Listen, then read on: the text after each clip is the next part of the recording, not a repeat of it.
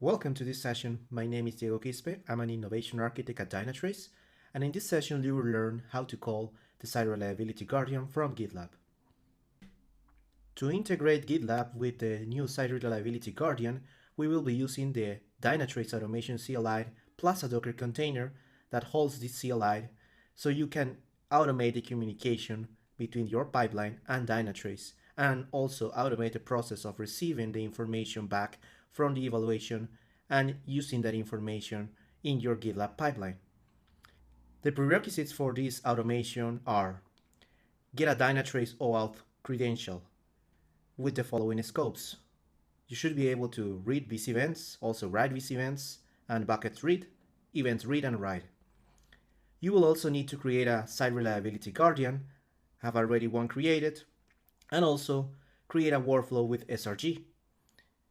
So the previous Guardian, you can reuse it as part of the workflow. The important part here is to take note of the event trigger with the service name and the stage name, as we will be using these values in the next steps. For this demo, I have already created the Site Reliability Guardian with the service tag demo and the stage dep. And with these values, I have created the workflow. Just clicking automate. This will create a workflow for you with the event trigger, tag service, demo, and stage dep, and also the Site Reliability Guardian task itself. And this is the time frame from and time frame to. These values are going to come from the pipeline. Calling the Site Reliability Guardian from GitLab using the Dynatrace Automation CLI. So the first step is to navigate into the Dynatrace Automation Tools repo in GitLab. In here, you will be able to see the different documentation for the different pipelines. Click on Site Reliability Guardian Automation and scroll down. You will have different technologies integrations in here. You have GitLab integration, which is the one that we're going to work with, and then you will have a complete file that you can copy paste to get started. So click on the complete file, click on the raw version, and then you should be able to just copy everything in here and navigate into your GitLab environment.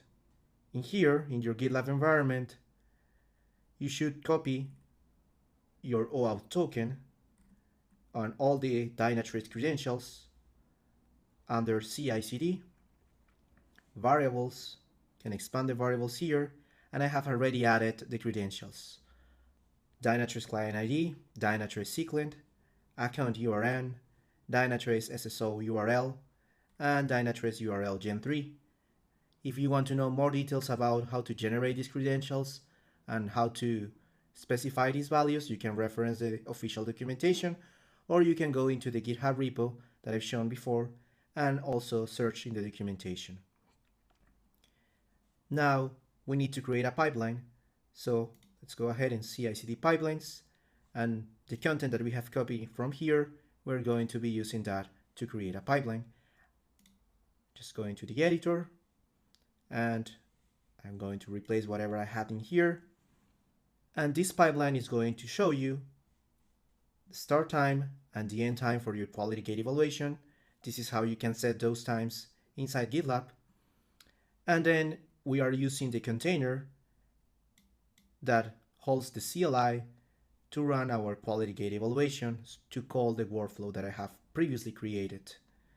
My workflow has a service name called demo, and the evaluation stage is going to be called dep. And I'm also setting the values and pulling the values from my variables registered in the pipeline before, and everything else is already set up for me. So I just changed the service and the stage. That's everything that I have updated. I'm going to commit the changes, and that's it. That's everything that I need to get started with this. It's going to run, and this is going to look for the workflow that I have previously created with the service demo and the stage dep, and it's going to trigger that workflow. So we're going to check that part. Have already created the workflow. This is the tag demo, stage, dep, So this is the workflow that is going to get triggered whenever I execute that pipeline. Let's go ahead and check. It's running the pipeline. It's triggering the evaluation. This will inform you all the different steps that it's performing.